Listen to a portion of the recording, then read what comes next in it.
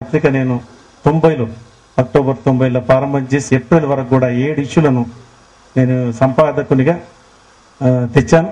ఆఖరికి ఆ పత్రికలు నేనే మిగిలిన సబ్ ఎడిటర్స్ కాడికి లాస్ట్కి నేను ఒక్కని మిగిలి ఉదయం 4 గంటల వరకు కూడా ఆ పేజీ మేకప్, అప్పుడు డిటిపి రాలేదు, ఫోటో టైప్ సెట్టింగ్లో ప్రారంభం చేసి బ్రోచర్ తెచ్చినప్పుడు ఫోటో టైప్ సెట్టింగ్, నేను పత్రిక మొదటి ఇష్యూ తెచ్చే వరకు టైటిల్స్ మాత్రం ఫోటో టైప్ సెట్టింగ్ పెట్టి టైపింగ్ డిటిపి అప్పుడప్పుడే వచ్చింది. వాటికి మనం అంటే దీంట్లో ప్రత్యేకత ఏంటంటే పిల్లల గురించి గీయగలిగిన వాళ్ళ ఒక ఆర్టిస్టులను ఎన్నుకొని వాళ్ళతో గీయించాలనే ప్రయత్నం.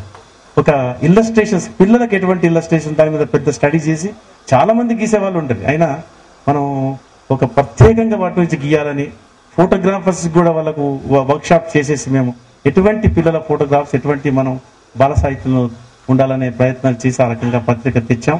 ఆ అనుభవం మొత్తం మన ఆంధ్రప్రదేశ్లోనే కాకుండా మనం తెలుగు వారు చదివే ప్రతి పత్రిక అంటే ఈ స్వాతి కానీ చతుర విపుల పోయేటువంటి మొత్తం భారతదేశంలో తెలుగు వాళ్ళకి వెళ్ళే అన్ని స్థానాలకు కూడా ఈ పత్రిక పంపి అరేంజ్మెంట్ చేశాను 90-91లో. అనివార్య కారణాల వల్ల 4 గంటల వరకు కూడా ఉదయం పనిచేయడం, ఆర్టిస్టులు గీసిన దానికి కూడా నేను వాష్ డ్రాయింగ్స్ కూడా కలర్ స్కీమ్ నేనే ఇచ్చేవాడిని. ఇచ్చేసి పొద్దున మన ప్రింటర్ దగ్గరికి పట్టుకొని వెళ్ళి ఇచ్చొచ్చిన తర్వాత బ్రష్ చేసుకొని ఇంటికి పోయేవాడిని. ఇవాళ అమ్మ ఇచ్చేసాను ఈ మంత్లీ. ఆ పరిస్థితి వచ్చి ఇక వేరే కారణాల వల్ల కూడా నేను అదర్వైజ్ ఎంగేజ్ ఉండడం వల్ల అది కొన్ని కారణాల వల్ల ఆపడం జరిగింది. ఈ అనుభవం ఎందుకు చెప్పానంటే ఈ పత్రిక తెచ్చే ముందు అవన్నీ కూడా నాకు ఫ్లాష్ బ్యాక్ అయినాయి. మా సోమేష్ గారు కూడా ఎక్స్ప్లెయిన్ చేశారు. అంత ఈజీ కాదు ఒక పత్రిక అనేది. ఒక ఇష్యూ తీయగలుగుతాం, ఒక 10 నెలల గురించి సమకూర్చుకోవాలి దానికి. అప్పుడు కూడా నిష్ఠాతులు మాకు చాలా విషయాలు సలహాలు ఇచ్చారు. మరి 10 నెలలకు సమకూర్చుకోవాలి, మీ యొక్క స్టైలు ఫామ్ ఉండాలి, మరి ఆ ఒక ఆలోచనల మేరకే పత్రిక ఉండాలి, రాసే వాళ్ళు ఉండాలి. 12 పత్రికలు వస్తున్నాయి ఇప్పుడు, ఇంకా 12 పత్రికలు వాటి అందరూ ఇబ్బంది పడుతున్నారు, ఈవెన్ రైటర్స్ గురించి కూడా.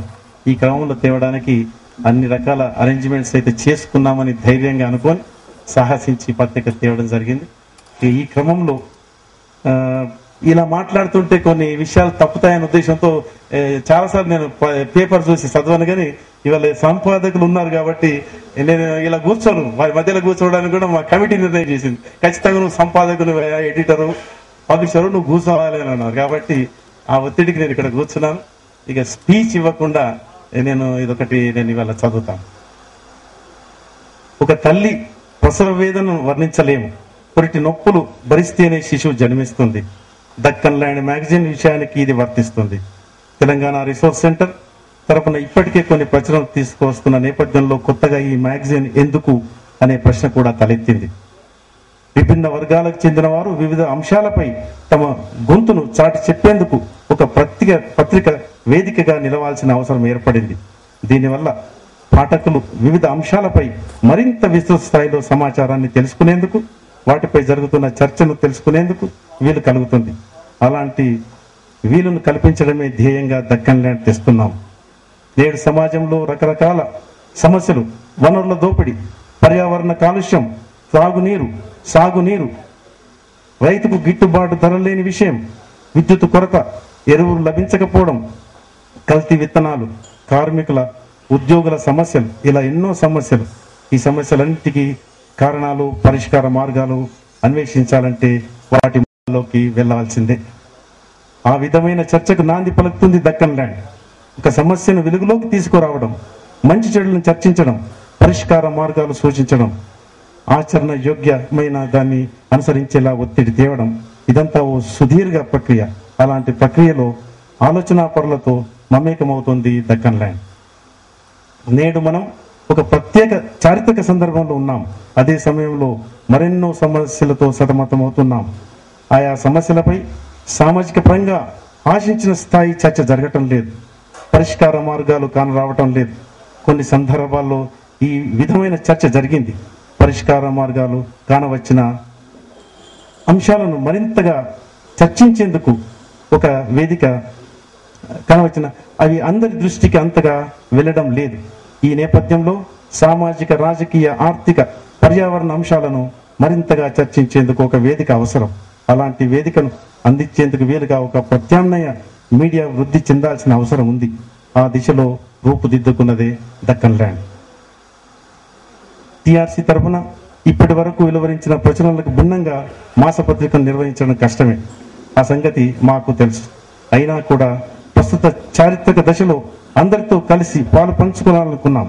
నేడు రాష్ట్రంలో ఎన్నో సమస్యలు, ఆ సమస్యలను అవగతం చేసుకోవడంలో, పరిష్కార మార్గాలను అన్వేషించడంలో, వాటిని అమలు చేయడంలో ఎన్నో విభిన్న దృక్పథాలు. ఒక్క వాదనలో ఒక వాస్తవం. ఆ విధమైన భిన్న దృక్పథాలను అందించడమే మా ప్రధాన ధ్యేయం. ఏ పత్రికకైనా ఒక తాత్విక భూమిక ఉంటుంది. తెలంగాణ రిసోర్స్ సెంటర్ వేదికగా ప్రజల ఆకాంక్షలే మా తాత్విక భూమికను ఏర్పాటు చేశాయి. ఈ నేపథ్యంగానే ఈ దక్కన్ ల్యాండ్ రూపుదిద్దుకుంది. ఒక్క ముక్కలో చెప్పాలంటే కామన్ మ్యాన్ వేదనను అక్షర రూపం అందిస్తుంది ఈ మ్యాగజైన్. సాధారణ పత్రికలకు భిన్నంగా ఒక మాసపత్రిక రూపుదిద్దుకోవడం అంత సులభమే కాదు. ఈ పత్రిక వెలువడం వెనుక ఎన్నో నెలల అంతర్మదనం ఉంది. ఎంతో మంది అక్షరాలుగా, ఆలోచనలుగా తమ భావాలను పంచుకున్నారు. పత్రిక నిర్వహణలో సహకరించారు. వారందరికీ మా కృతజ్ఞతలు. ఇప్పుడు ఈ పత్రిక తొలి సంచిక మీ చేతిలో ఉంటుంది.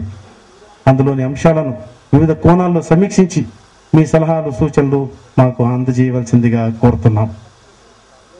తమ తమ వ్యవహారాలతో ఎంతో బిజీగా ఉన్నప్పటికీ మా ఆహ్వానాన్ని మన్నించి వారి అమూల్య సమయాన్ని మాతో వెచ్చించేందుకు, మాకు దిశానిర్దేశం చేసేందుకు, తమ అమూల్య సలహాలు, సూచనలు ఇవ్వబోతున్న పత్రికా ప్రముఖులు, ఇతర పెద్దలు, ఎలక్ట్రానిక్ అండ్ ప్రింట్ మీడియా వారికి పేరు పేరున నా కృతజ్ఞతలు.